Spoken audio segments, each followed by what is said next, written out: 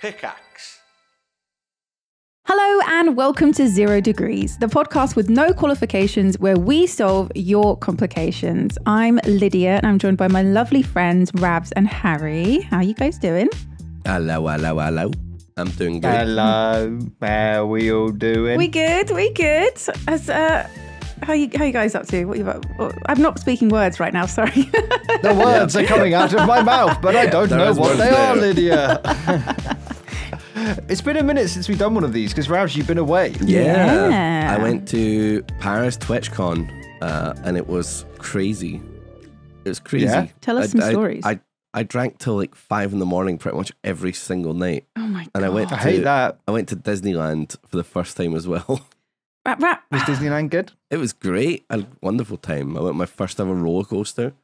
Ooh. Yeah, it was. Did you like it? Yeah, so I'm like not religious at all, but like I was going on this roller coaster. I was on my first roller coaster. Jack Manifold is sitting next to me and was like, "What the fuck?"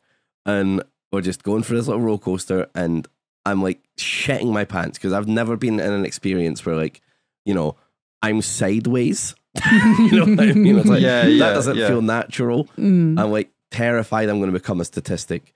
And we go into the darkness, okay? And I'm like full of fear. I'm like, oh my God, my wallet's going to fall out of my fucking shorts. I forgot to like, put it in a bag. Shit. I'm like, my phone's going to fucking fall out. But I'm also like, what if someone else drops their phone? What if something comes loose and like chops my head off? You know, something like that. They are dangerous. So like, I was like, there was more danger than just, standing around. Being I also didn't expect to go into the dark. So like when I was in the dark, I was like, okay, I closed my eyes. I'm holding on to the seat thing, and I'm just like, literally, again, I'm not religious. I was like, I am ready to meet my maker. Our Father, who art in heaven, hallowed be thy name. I'm just imagining like a 3-year-old's roller coaster. Yeah. Do you know what I mean, Lydia? It's just like it was the apple. There. It was the caterpillar through the apple one. Yeah. You're just praying to God. As I got into the apple, I prayed to God. Sweating bullets. Yeah. What was it? What was the ride? It was Thunder Mountain. I'm going to look it up. I want to look this up. Yeah. Never been. But I closed my eyes and I was just like, I'm ready to die. I embrace death. Like it's gonna take me in this tunnel. I've been on this one. This doesn't look very scary. This is really not that bad. For your first fucking roller coaster. Oh, I don't know. Isn't this just, it kind of goes around? It goes, I don't know. It looks pretty tame to me, Ravs. I hate roller coasters, but I have to admit, Ravs, I would not be fussed by this. I hate like the enormous ones where you're going 70 miles an hour and you're getting whiplash and dropped and fucking. Well, like this looks pretty pleasant. I won't lie. It definitely had some twists and turns, and I was very. At this point, I might have still been drunk. / maybe I was hungover. That's a misplay. Yeah. I cannot believe you were out drinking till 5 a.m. and then woke up and went on your first ever roller coaster. Like, you are built different. I physically would not be able to do that. I would just vomit. Here's what happened. We were all drinking at this really cool bar I found in Paris. It's called like Falstaff or something. It was like pretty much a German bar. It had like my favorite beer in the world there, Le Chouffe. And you know, I was just drinking there with the homies every single night. My new bestie, Seth Everman. And I was drinking like... Because you're such a name dropper. Look at you. Come on and touch his name dropper. Yeah. Is he the guy that did the Billie Eilish cover copy? Billie Eilish. The Billie Eilish cover. The Eyelids. Billie Eilish, yeah. And like the night before Disneyland, it kind of felt like the last night of us all drinking because we were going to go to Disneyland and then we were going home the next day. So it's just like, you know, having a good time, hanging out with all my new buddies, and then like they're all like, okay, we're going to go home now. Like our friends, they're like, we're going back to the hotel, and I was like, I'm staying out, and I did stay out. And you stayed out all on your own. But I took Sarah's hand and I was like, Sarah, please, and I don't remember this. Sarah, you married her. You got married to Sarah. Congratulations. I said, Sarah, please don't go to Disneyland without me. Move hell on earth. Because like Sarah was like kind of in charge of us all, kind of, you know, like group mum. Yeah, group mum. So I wake up, don't remember what the fuck's going on. Our friend Paul is in the room, and he's just saying, Ravs. I'm like, what the fuck? Did I give him a key card or something? No. Turns out he went downstairs, just asked for a key card to my room. They gave it to him and came in and it woke me up. That is fucked up. I honestly think you should complain to that hotel because they need to change that as a thing. That is so fucked up. Yeah. No, it's a fine policy. Just don't fucking ever give the key card to Paul. Yeah. Well, he's the most dangerous one of everyone. Paul Choi cannot be trusted with a hotel key card to your room, Ravs. That is I know, right? Good. So imagine like not really remembering how you got back and then waking up and Paul Choi's in your room. Oh my God, nightmare. Nightmare fuel. Jesus. Nightmare times. I just got up drunk and I was like, Disneyland, I guess. And I just got dressed and left. Because I knew that if I stayed in my hotel and didn't go, they'd all be in Disneyland all day having fun. And I would just be like sitting in my hotel feeling sorry for myself. Yeah, you made the right decision. Huge FOMO. But like, the logistics of being like, okay, so tomorrow I'm going to a theme park and it's hot as fuck and I'm going to be walking around in the sun all day. It's going to be really exhausting. So I'm going to get fucked up tonight. Like those two things, they just don't compute for me. Like, yeah, they don't work. I have fun thing I want to enjoy tomorrow. I will get ravenously drunk. But like also like you're already hungover from probably ravenously drinking the last couple nights. Like every single one of us drank every single night. Jesus. And it wasn't always 5 a.m. Sometimes it was 3 a.m. So like, oh, that's all right then. What did you make of Paris and returning to the sweet Paris? Okay, so I used to despise Paris, like hated it. But now I just dislike it. Oh, okay. So, they've went up in my expectations. From like a 2 out of 10 to like a 4. Yeah, it's went from a 2 to a 4. What was it that shifted it? I think the last time I was there with my ex, and that didn't really experience any of the nightlife, and didn't really see very much of Paris other than just the boring touristy stuff. Whereas this time, like I was there with a bunch of my mates and. I did TwitchCon, got to meet lovely fans. Someone came up and said, I love the podcast. Hey. It was great. They didn't say that's a goodbye though. It's kind of weird. That's pretty fucking weird. And, fan. Yeah, fake Identify fan. yourself. I think it was just the people I was around, really. I think it just made for a better time. But so it's not actually the city then? It was just that you got drunk more. The metro sucks, yeah. You just got drunk more and hung out with your friends. I did Disneyland. Okay, yeah. Yeah, Disneyland was fun. I went to a museum. Oh, cultured. Where'd you go? Yeah. Oh my God.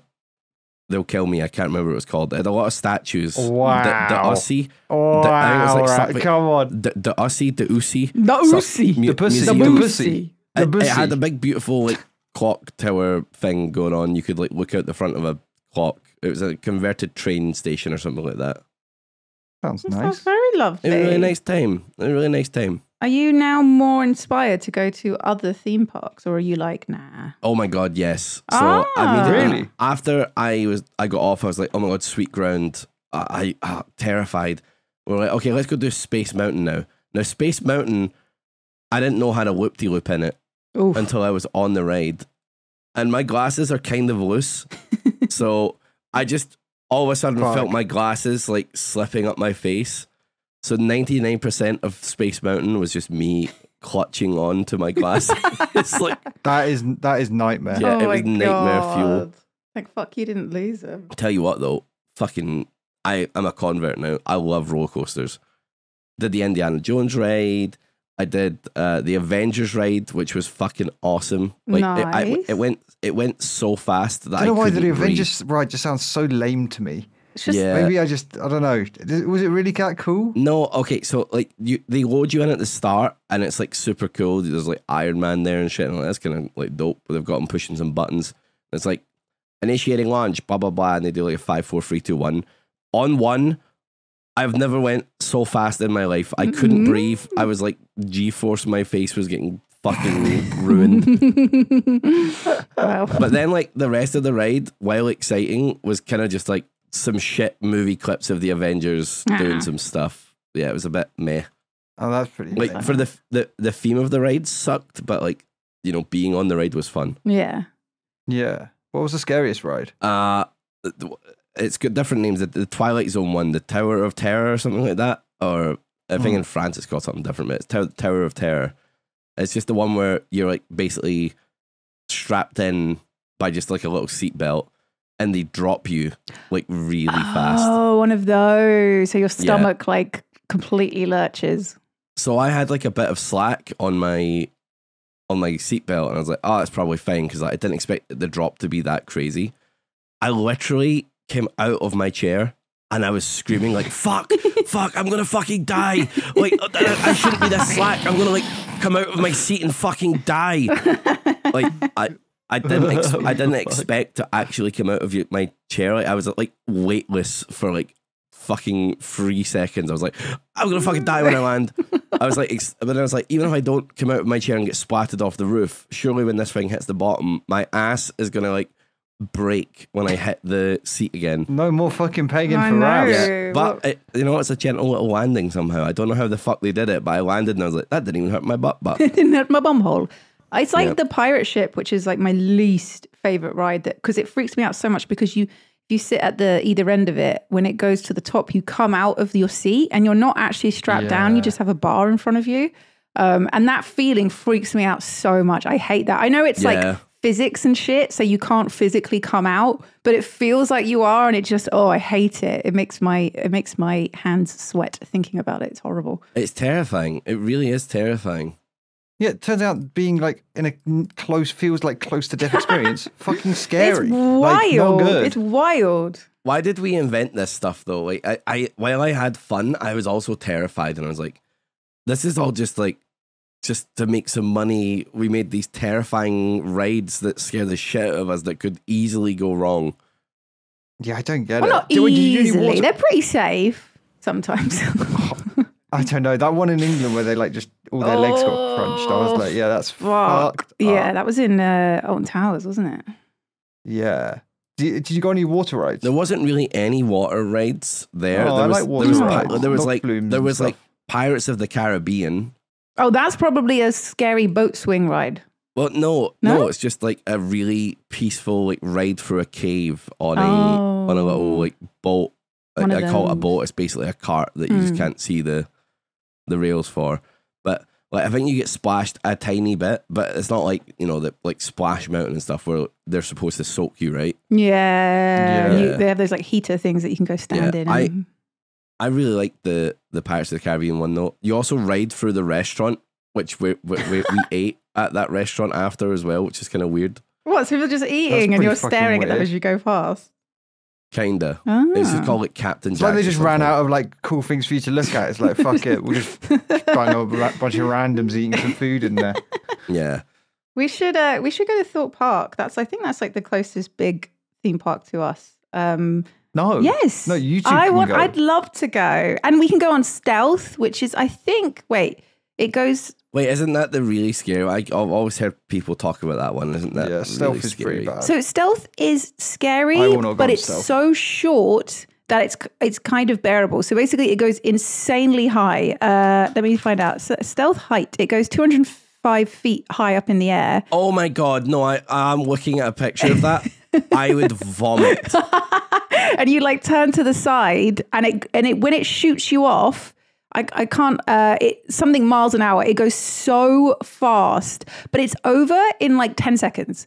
So it's terrifying, but it's over really quickly. Oh,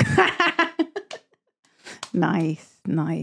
The worst roller coaster, the last major roller coaster I did that really put me off was I think I was out, it was like like year 11 or like first year college school trip. We went to Port Aventura in Spain, and there was a roller coaster there called Dragon Khan.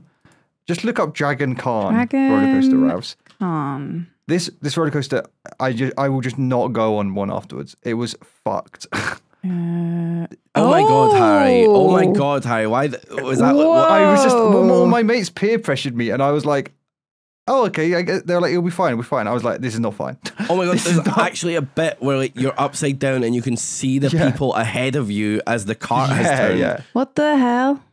That's sickening. So for the listeners out there, it's basically a massive roller coaster with a million loop-de-loops, and it's huge. That looks terrifying. Being underneath it, can I describe it as just someone like dropped some spaghetti in Spain? It's just mental. It's absolutely massive.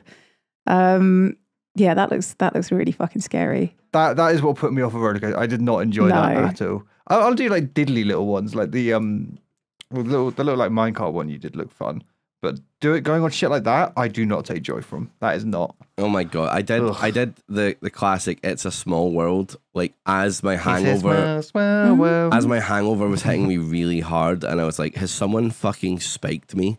Like, am I on drugs? I was like, I wanted to jump off the ride. Like, it's just like fucking crazy. Yeah, that I wouldn't go there with hangover. That would be very it was annoying. Really annoying. Like, it's a small world. I was so conscious that like there's kids next to me trying to enjoy it, and I was like, this fucking fuck. Oh my god.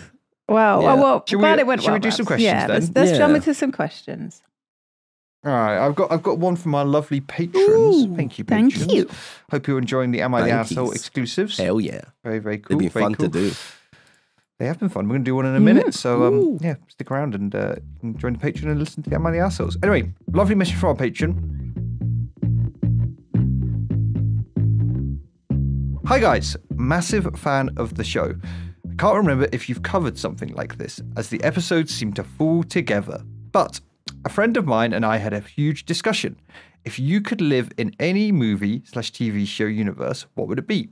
And what sort of character would you be? Whatever you decide, you would not be a main character or the villain, so you would not be overpowered, but you're allowed to be involved. For example, if you chose a superhero universe, you're allowed powers, but if you choose a fantasy universe, you could be a dragon, etc. I'm curious what y'all would pick. As an example, don't read this out. Okay, sure. Sounds great. Okay, I feel like we've done stuff similar to this, but I love these kind of questions. Yeah, I like these questions as well. They make me happy. Oh my god, I've just seen the Patreon code you used. But you can't leak it, right? You can't leak it. You can't. You can giggle at it. If you want to know what the code is, become a patron. You can submit exclusive Patreon questions, which get priority look over, because you do get a lot of questions. What are you guys going to be? Where are you going to be? What are you thinking? Okay, so we can't be the main character or villain. No, I feel like I have an answer for this one. Okay, I can go first if you want. I 100, 1 million, 1,000% would be not in Pokemon, like I think everyone would assume, but be an Avatar: The Last Airbender. Because, oh my god, that universe. It's a fun universe. Is so fucking cool. And having the ability to like be a waterbender and make water flow everywhere or fire, but any of them. I'd take any of them, but I would do anything to live in that universe. Also, because I would love to see the gritty reality of that universe. Yeah. The show makes it very kiddie and friendly, but there would be some fucked up shit going on constantly. So what's happening to you? What's the storyline? What are you getting up to whilst you live in this world? So, if you watched Avatar: The Last Airbender, so I've seen a few episodes, so I know the premise and everything. But I mean, like, if you were in it, you can't be the main character. Yeah. So, what's your little side character getting up to? What type of bending would you be? What kind of bender would you be? I love that it's a term bender. It's so fun. It's so 2000s. Yeah, I love it. What kind of bender? I feel like you can't be an airbender because the whole point of the show is there's only one more. So I feel like that's instantly banned. I've always thought earthbending is a little bit lame. It's cool. Like, there's a lot of cool usability. Like, you know, you can dig a hole or make a wall or whatever, you know. Yeah. But in that world, it's quite there's useful. the Legend of Korra, like, cool-ass sport they do with earthbending. Yeah, there's fun bits to it. But I feel like fire and water are instantly way more badass. The trouble with fire is it slightly makes you on the villainous side of the first kind of bit of the show, which is not great. So I think maybe waterbending. One of my favorite character designs ever in a TV show was in Legend of Korra, the kind of follow-on from Avatar: The Last Airbender, where there was a woman who'd lost her arms, but she waterbended her arms back. She kind of had like tentacle water arms.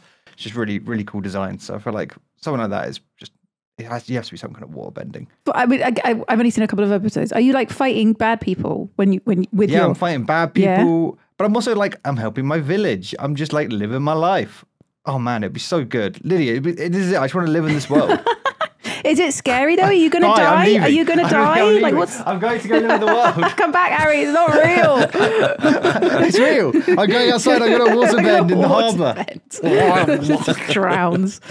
Does anyone do characters? Well, I guess no spoilers, but do characters die in it? Is death an option? It's a kids show, so it's like there's quote unquote death, but not really. Right. But yeah, I guess this would be a real world, right? So they would be like fucked up. it would be quite dangerous. You know, you've got a lot of people running around basically with superpowers. You know, when 50% of the population just has superpowers and can just kind of have the chance to kill anyone is kind of sketchy.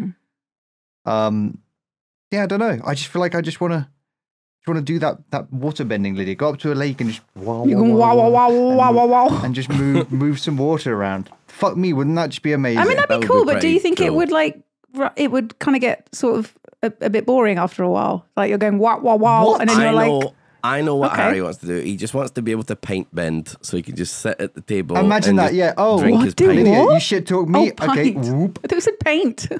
paint bend.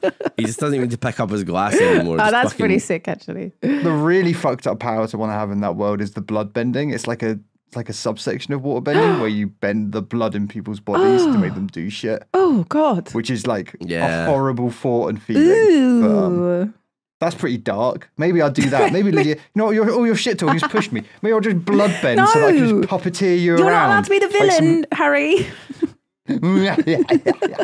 That's what I think I'd be. I just would love to live in that world. Would make. But how cool it would be to just go down the street and you see like a firebender cooking by like heating their pot with fire that they're making, and you know, just. So can you create? Sorry, I know this is like people are probably ripping their dick off because I haven't seen it that much. So can you create it out of thin air, or do you have to be at that source to move it? Waterbenders need water around them. Waterbenders need water, or like so usually waterbenders would like carry a small amount of water around with them. Right, but fire don't. It depends on like how powerful they are. Fire just makes fire out of nothing. Isn't that better?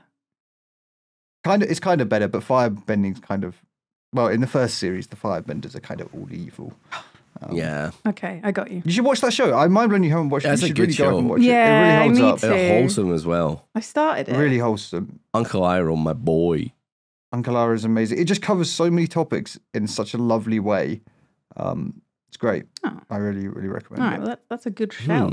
Ravs, where are you living? I'm really struggling with this one because I'm like, part of me, you know, really just wants to pick the boring answer, but like the world I'd love to live in the most, which would be chilling in the fucking Shire in Lord of the Rings. You know, just fucking chilling with my boys, doing some farm work, having little parties in my little hobbit hole. It just sounds sick. Or even just fucking, you know, hanging out in Rivendell with the elves and shit. I'd love all that shit. But like, you know, Lord of the Rings is a fucked up universe, and like you could die at any minute. There's a lot of scary shit in that world. Yeah, that's just like, you know what, maybe it's not that chill. So I don't know, I'm trying to like think. Lord of the Rings weirdly makes Avatar feel like a very safe place to live. Yeah, right. Like I would be. I'd love my life as a hobbit, but I feel like there'd be like that like bit in the back of your brain, like they're coming for me. yeah, exactly right. Like what if fucking Isengard wins and they come here and I have to like be a slave? Yeah, like fuck that. Yeah. I don't know. What have you got? You got any thoughts, Lydia? All right, so I'm going down two very where I would want to live. So two very separate paths. One is probably boring and safe, but I think so many of these worlds that we're thinking about have all this like conflict, and that's why they're entertaining things, because there is like the chance of something awful happening, and that's why it's fun to watch. But so if I actually went somewhere, I think it would be like a Ghibli movie, a Studio Ghibli movie, but something like Kiki's Delivery Service or something like that. I'd work in a bakery. I'd help Kiki out. I'd go sit by the water. I'd just have this nice, lovely, picturesque, happy little life, and everything would look lovely. I think that's a great shout. So I feel like something like that would be a nice world to live in. But for the other flip side of the coin, I watched a zombie movie last night. And have you ever like watched it and thought like, how long would I last? Like, when am I dying in this scenario? Yeah. So I watched Train to Busan last night, which is a great movie. So good. So it's like zombies on a train, basically. It's a Korean movie. And it's very, very good. But I was watching it and I was thinking, man, I would die so fucking quick. I'd be dead in that really? Yeah. Oh my God. It is like very low survival rate zombie movie. Yeah, like pretty much fucking everyone dies. Especially at the beginning when they don't really realize what's going on. I'd be that person who's going up like, are you okay? Can I get you some water? And then, get my face fucking eaten. I thought you were going to say the polar opposite and try and you'd be like, they're all fucking idiots and I could live forever. No. Like they all, because usually I feel like that's the interaction you feel like with these movies is like they're making classic mistakes. You're shouting at the screen, yeah. their torches ran out. I guess we just have to go deeper into the darkness. Yeah. Just like classic, like, what are you doing? Yeah, like, what the fuck are you doing? Go back. Dumb mistakes. Well, I was shouting at the screens. I think it's a great movie, but I was shouting a lot, like, close the door, don't do that, go left. But I was thinking, but like when you're actually in that scenario, I think I would just break it down. I think I would lie there and be like, okay, bye. I don't think I would be very, very crafty or athletic. I think being in a Ghibli movie, like you said, avoiding conflict. I definitely prefer Ghibli over to the zombies. Very picturesque, lovely life. Yeah. Although I do feel like there's something, the Ghibli movies usually have something kind of creepy or unnerving. Like, I feel like there's always some little undercurrent that things are like a little bit weird. Like maybe you could just be one of the soot people in Spirited Away. But they're working non-stop. But they're happy. But at the end of the movie, they're so happy. But they just want those little star things to eat. See, that's why I said Kiki's delivery service, because Kiki doesn't really have any like threat in it. Like it's all very wholesome. There is that ship that sort of crashes, but assuming I don't go on that ship, because that would be bad. I wouldn't like that. I had to watch more Ghibli movies. Like I someone introduced me. I think it was Lewis. Lewis was like, "Yeah, well, let's watch Totoro," and I watched it and I was like, "I hate this." Oh, I mean, to be fair, that is a very like kiddie one. I think you'd be better off watching Spirited Away or House Moving Castle or Princess Mononoke. I've only seen Totoro. It put me off. Yeah, because while the animation was amazing, like the animation was so good, I was just like, what happened? Yeah, what happened in this movie? Watch Spirited Away. Watch Howl's Moving Castle. Yeah, Porco Rosso. Mononoke. Ponyo's probably too kiddie. Yeah. I want to watch Grave of the Fireflies. I like Ponyo a lot. Oh my god, don't watch Grave of the Fireflies. I want to. You're crying your little eyes out. I want to feel pain. Hurt me more. Spirited Away is where you should start. Definitely. I would 100%. All right. That was my first watched Spirited Away. I mean, the fact that I'm having to recommend to watch a Studio Ghibli movie. No, I know. It's just, it's because I feel like I got kind of ruined by them making me watch Totoro first. Yeah, I can understand what you're saying. I was like, this looks really good, but also like, what happened? Like Totoro is really lovely and wholesome and sweet, but I can understand going in like as a first one as an adult, it's not going to be like super gripping. It's more like for kids. I still like Totoro, but it's nowhere near as good as like the more grown up ones. Yeah, I've decided on my answer. Oh, yes. Okay, arguably more a dangerous universe than Lord of the Rings, but it's a fun universe, and you guys won't know it. Okay, it's JoJo's Bizarre Adventure. I know JoJo's. I've watched a little bit of JoJo. I'd love to be. Yeah, that is a very dangerous universe. Yeah, I would love to be a stand user. That would be so good. A stand is basically just like a little power. What will be your pose? Oh, I don't know. I'd have to come up with something. Oh. You bend over and like you do your toilet pose. I already do my toilet pose. No, I already have my little Ravs pose. I do. True. Oh yeah. That'd be okay. I could do the toilet pose though. Well, you know, JoJo characters is pretty funny. JoJo characters have a lot of poses, so I could do a toilet pose. Multiple. What's the threat in JoJo's? So there's basically some people have stands, and that's what I would like to have. A stand is basically like your hidden ability. It's like a special power that manifests itself in like a kind of physical form, and everyone just has weird different ones. But stand users are like magnetized towards each other, kind of like they just happen to run into each other through fate or whatever, and that's usually where shit goes bad because someone will be a villain and they have a stand and you'll die. Yeah. So how long do you think you survive? I would hopefully have like a very non-threatening stand and just hopefully not cause any ruckus. Right, well, Ravs is dying episode 1. It was great to know Ravs. He was my favorite JoJo character. You'd be one of those niche characters, like you go to like a Comic-Con and there's like, one person cosplaying. It's like, who the fuck's that person cosplaying as? Yeah. Oh, it was Ravs from episode 1 of JoJo. He's in like the second the guy who scene. dies at 15 minutes, 24 seconds in the background of another fight scene. Stand users always wear like really fucking cool, weird ass outfits, and I'm just like so there for that. Yeah. I'm doing my toilet pose. I die, but I looked cool when I died. Nice. Okay. Yeah. All right. Good shout. I like it. Lovely. All right. Right. Next question then. We've answered that one completely. Good job.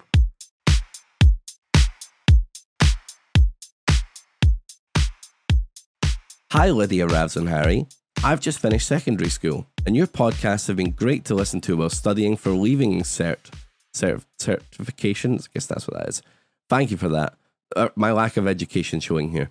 I'm getting a serious surgery this summer, and I'm worried about boredom as I won't be able to get a job or do much sports. I have 2 questions. What would you recommend doing to relieve boredom and distract from the pain? And what is the most serious surgery you guys have ever had? This is my moment. This is Lydia's time to shine. It's like the mastermind music plays and Lydia's like sat in the seat and she's there, she's ready. She's like, she's got her notes, she's got like her medical history, you know. Oh my God. Okay, well, should we and Ravs answer badly? Okay, first? All right. Yeah. All right. So you can just fucking trump us. So you can just ace us all the way. Yeah. So I've never been under general anesthetic. I've never had like a serious surgery. Touch wood. Where's it wood? There's no wood in this room. Oh my God. Oh, you're going to die. Sorry. Touch your cock. Counts as wood. Touch your cock. I'm touching my cock. But I've certainly been ill enough where it's like you're like bedridden and you need like distraction. And just playing games, man. Playing games or surfing YouTube and just binging an entire channel. Like I feel like usually when I'm like watching YouTube in the evening or something, I'll hop around a lot. And I don't really get that many times to like sit down and actually just binge. But binging an entire YouTube channel's back catalogue there's something very just nice about it. And you're like, I'm caught up, and then I don't need to watch that channel again for like 6 months till they've uploaded loads more videos, and then I'm done. So I don't know. I really, if I get the time, and I can, I love just binging back catalogues of YouTube channels. It's great. Yeah, I'm currently watching some. Slowly, over the weekend I was watching some guy who restores guns. Oh. They're like old rusted guns, and has something that's like. Oh, that's your algorithm doomed though.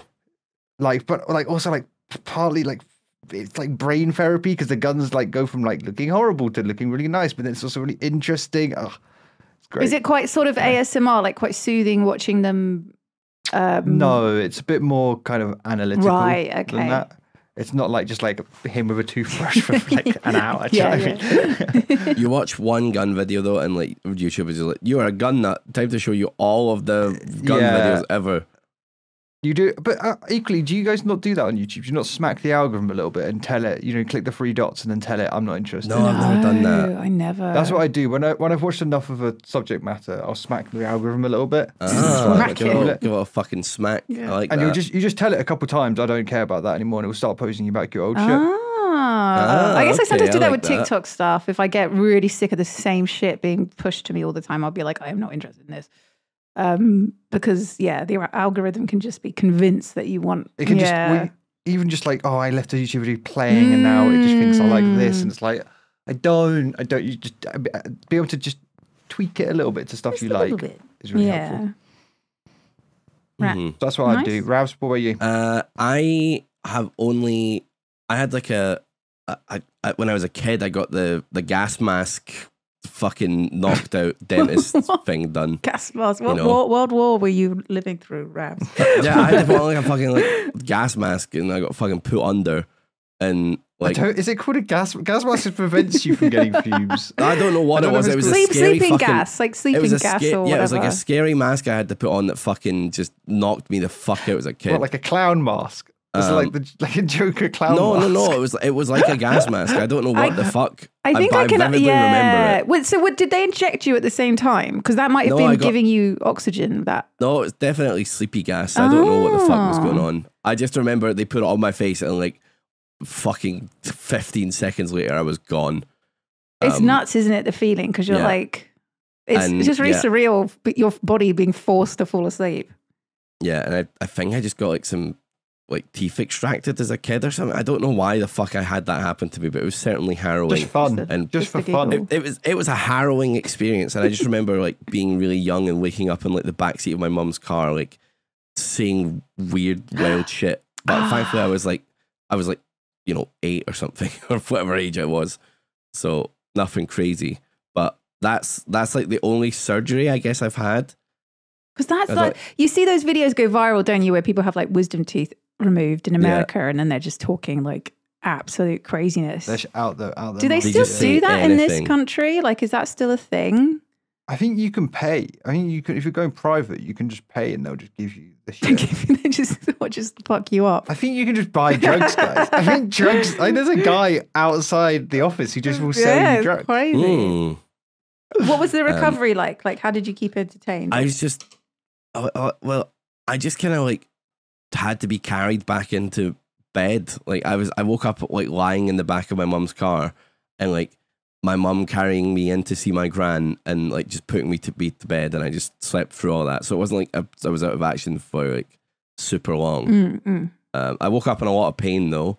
It sucked, but yeah, I just slept.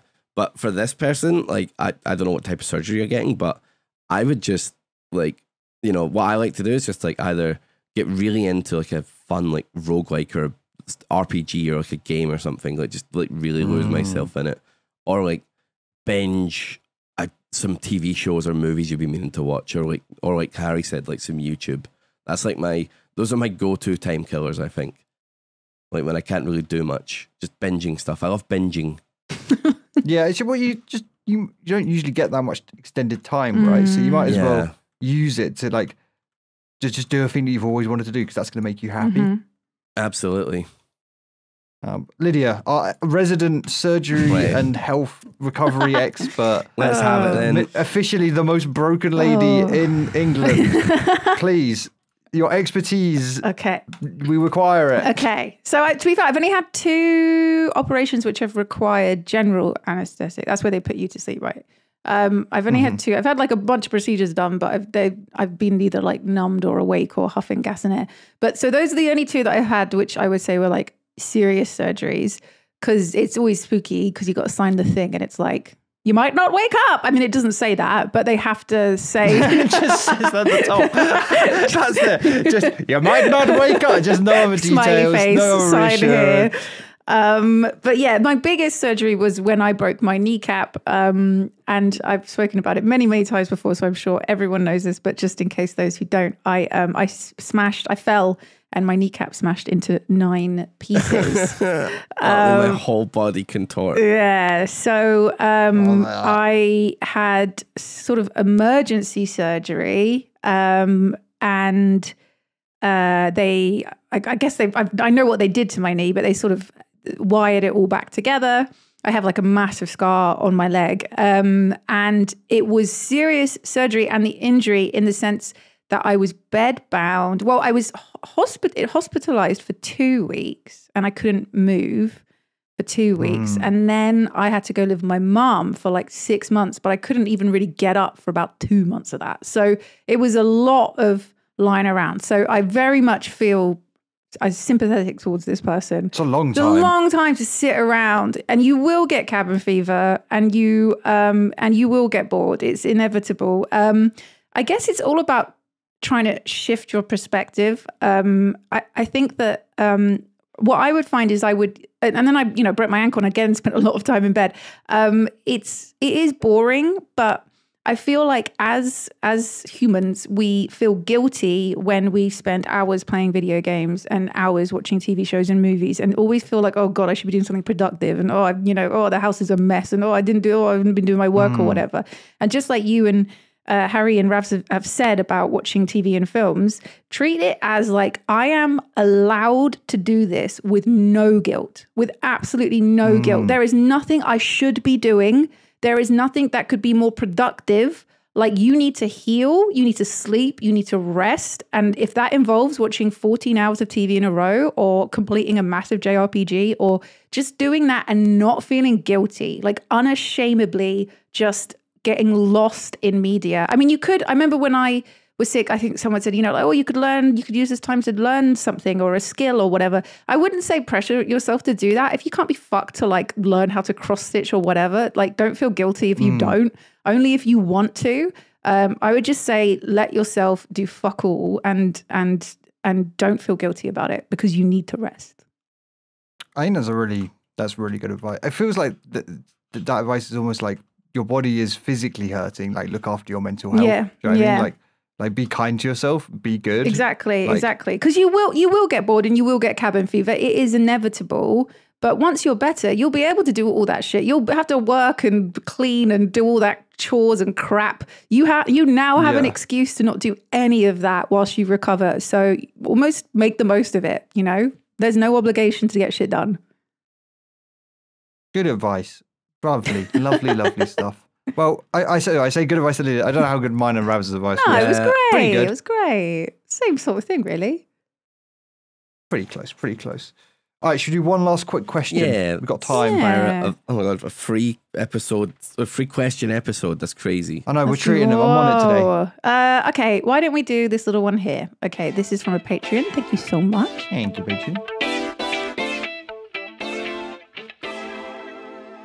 Hi, gang. Do you peg your laundry up outside? Oh my God, I knew what that question was, but even I still got debated. I was not looking at the question you were reading. I also you peg? Set me off. Ralph's is fucking raring to go. Do you peg? Yes. yes. Yes, the question is yes. Yes, we do. Do you peg your laundry up outside or just use an airer? P.S. What do you call it? An airer? A clothes horse? I've heard many different names for it.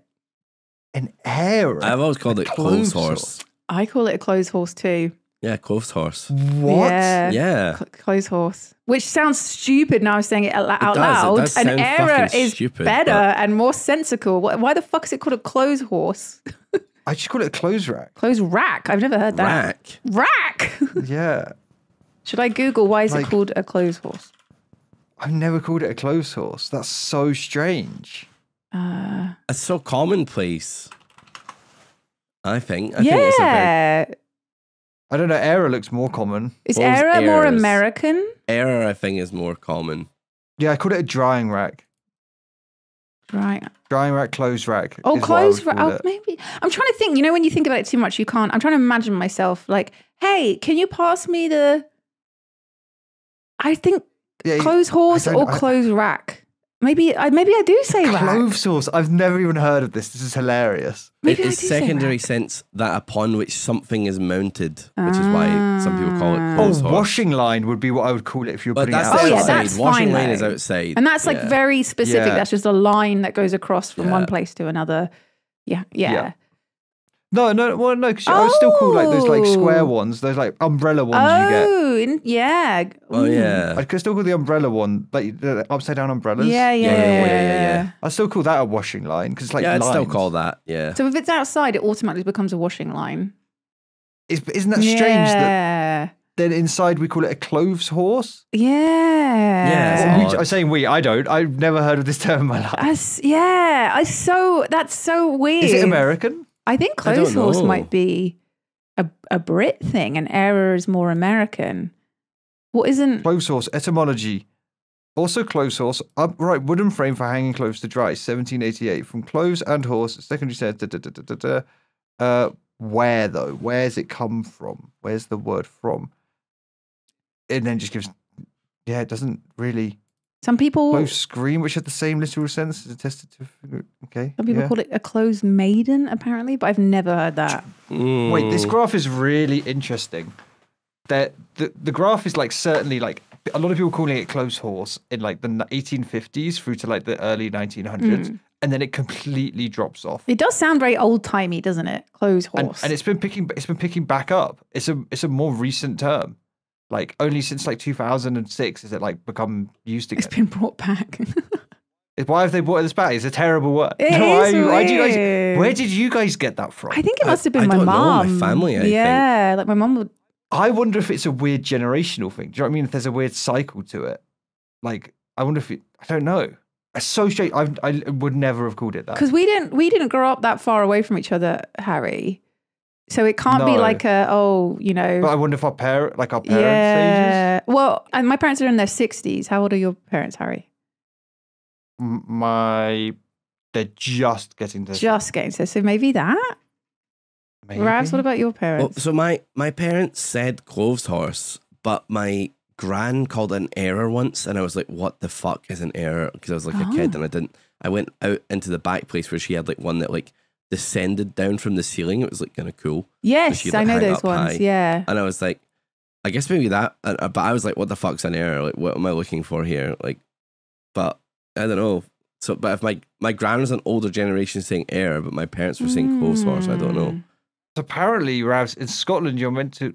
I don't know if this is. I mean, this has a word that I don't think I should say in it. Oh God! But I'm gonna double check this. Just cut this down one sec. Okay. Yeah. Apparently, in Scotland, you would call it a winter dyke. That's a I have never heard of that word in my life. I see. That's a contextual word. I'm not trying to say a horrible word. No. Have you ever heard of that? I have never heard that in my life. Because apparently, yes, it is a Scots clothes word. horse comes from the south of England. Right? Yeah. That makes sense. That's where I am. the word, and again, the word, using it in context of this clothes horse, the word dyke means a wall or a fence made out of mortar. Right. Apparently. Really?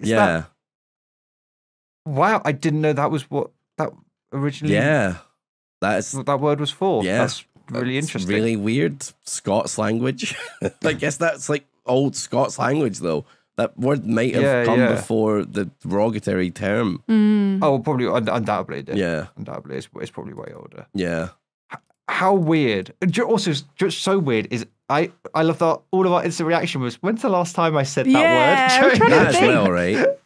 So I'm lucky that I have a garden. So the original question says, what is it? Do you use it outside or in error? So we are like, it's up to the England's weather basically, but as much as possible dry it outside because clothes just smells nicer when it's dried outside. It has that lovely freshness to it, and also it takes longer to dry inside. So I would always try outside, but sometimes inside. But I guess it's been nicer weather, so I haven't been getting out the clothes horse. Yeah, definitely clothes horse. That felt more natural to say that. Really? Yeah. That felt like you were like figuring out. I was a little bit along the way because you were saying the word horse when talking about clothes. What about you guys? Where do you dry? I would love to dry them out on my balcony terrace, but the risk of just undergarments being flung into Bristol's city centre is not really. Also, moths. That's not really something I'm a fan of. Moths can munch your shit outside. Can they? Is that why you get scared of putting stuff outside? Really? Yeah, I used to hate putting stuff outside because I put a t-shirt out I really liked outside once. To be fair, we had like a lot of hedges and trees and stuff around us where I grew up. Very mothy area. It was a very mothy and midgy infested area. And like, I one of my favorite t-shirts, I just like I was taking it in from drying and it had like a fucking massive hole in it from like where I guess like a bunch of little mothies just munched. Oh, I don't think that's ever happened to me before. I think I would preference being out if I had like a little garden that was more appropriate. I think I would be a dry outside person. I think I would join you on that. Love it. But it is risk. Also, though the effort of how many times do you leave clothes out and it's raining and then you have to run and get them or you forget? You do have to be on it. You have to be on it. I know that. Yeah, I don't like that stress. My parents would be like, it's starting to rain, go get the washing. Go get the washing in, yeah. And we had like a hill in our back garden, so I had to like fucking run down the hill and like go get all the shit and then like run back up. Oh my God, that's so stressful. Down a hill. It's certainly more of a risk. It's fine when we have those heat waves where, like, when we have heat waves, God, this is like the most fucking mid-30s thing I've ever said in my life. When we have heat waves, it's so nice being able to wash all your dirty clothes and sheets and towels and have it all dry in like 15 fucking minutes outside because there's a heat wave. You can get through all your dirty laundry in a couple of days. It's amazing. In winter, it piles up. Try drying a big heavy towel inside when it's cold. You know, it's just nice. You know, it's just Lydia. On that I think it's the most exciting thing that's ever been said on this podcast. I think that's a wonderful place to call it. What an exciting, riveting moment. It's true. Thank you all so much for listening. Yep. We're going to go and record some Am I the Assholes for Patreon. So if you want to come listen to that. Patreon.com/SeeYourDegreesMail. Yes. Thank you for sending in your questions as always. Got lots of amazing questions at the moment. Some really good consistency to them. So keep them coming. We love to have them in. We also hope you enjoyed their little special in the office recording. Yeah. We're potentially gearing up to do some more of that. We were going to do this episode in the office, but the office is being painted right now. So very sad Yeah, times. expect some more. Yeah. Expect some more in person with video, which would be really cool. Anyway, we'll catch you all next week. Bye-bye. Bye. Bye. Bye.